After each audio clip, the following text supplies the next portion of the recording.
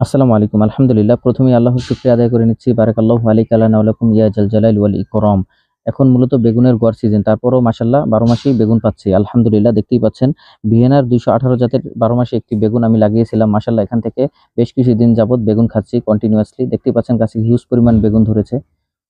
মাশাআল্লাহ বেগুনের বাম্পার ফলন বলতে গেলে। বেগুন একটি উচ্চ ফলনশীল সবজি। আপনি যদি সঠিকভাবে পরিচর্যা করেন তাহলে এখান থেকে হিউজ পরিমাণ ফলন পেতে পারেন। আজকের ভিডিওতে বেগুন গাছের পরিচর্যা ও কিভাবে বেগুন গাছে বেশি ফলন পাওয়া যাবে সেটি নিয়ে কথা বলবো। মাশাআল্লাহ অলরেডি ২টি হারভেস্ট করে ফেলছি। আরো ২টি পরিপক্ক বেগুন রয়েছে। খুবই গুরুত্বপূর্ণ একটি বিষয়। যখন আপনার কাছে কোনো সবজি হবে সেক্ষেত্রে ওইগুলো পরিপক্ক হলে সেগুলো যদি আপনি সাথে, সাথে হারভেস্ট করে ফেলেন সেক্ষেত্রে নতুন ফুল আসতে সহায়তা করবে। সো এই বিষয়টি আপনারা অবশ্যই খেয়াল রাখবেন।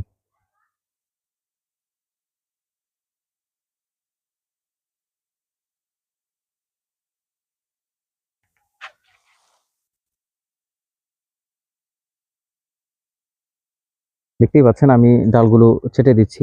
বেগুন গাছের যে পরিচর্যা রয়েছে আপনি যদি সঠিকভাবে বেগুন গাছের পরিচর্যা করেন সেক্ষেত্রে অবশ্যই বেগুন গাছ থেকে ভালো বেনিফিট পাওয়া পসিবল। আমি বেগুন গাছের যে ডালগুলো রয়েছে নিচের অংশের সেগুলো আমি ছেঁটে ফেলতেছি। এগুলো ছেঁটে দিলে উপরে যে পাতা কাণ্ডগুলো রয়েছে পাতা সেগুলো আরো বাড়তে সহায়তা হবে।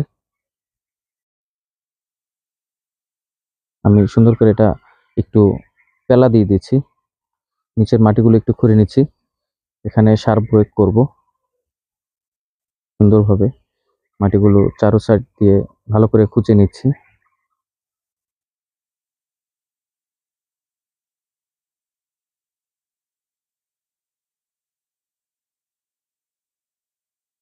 অবশ্যই এই বিষয়টি আপনাদের সতর্কতা অবলম্বন করতে হবে। যখন আপনারা কোনো সার প্রয়োগ করবেন সেক্ষেত্রে অতিরিক্ত হয়ে গেলে সেটা অবশ্যই আপনার ক্ষতি হতে পারে। আলফা গোল্ড প্লাস যে ইটি রয়েছে, সারটি রয়েছে এটি আমি প্রয়োগ করব। আপনারা অবশ্যই এটি প্রয়োগ করে দেখতে পারেন। আমি বেশ কিছুদিন যাবৎ এটা প্রয়োগ করে ভালো একটা রেজাল্ট পেয়েছি। আপনারাও চাইলে এটি প্রয়োগ করতে পারেন। আলফা গোল্ড প্লাস সারের মাত্রা যদি অতিরিক্ত হয়ে যায় সেক্ষেত্রে অবশ্যই গাছের গোড়ার পচন ধরতে পারে। এই বিষয়টি অবশ্যই আপনারা খেয়াল রাখবেন যাতে অতিরিক্ত হয়ে না যায়। প্যাকেটটি কেটে নিচ্ছি আমি। চারিপাশের মাটিগুলো আমি সরিয়ে নিয়েছি সারগুলো ঢেকে দেওয়ার জন্য।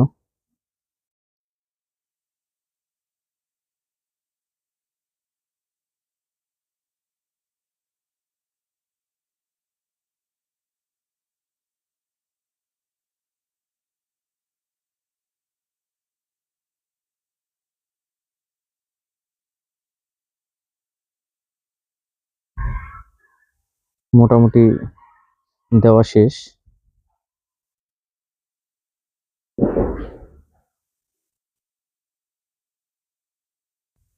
ঢেকে দিব এগুলো।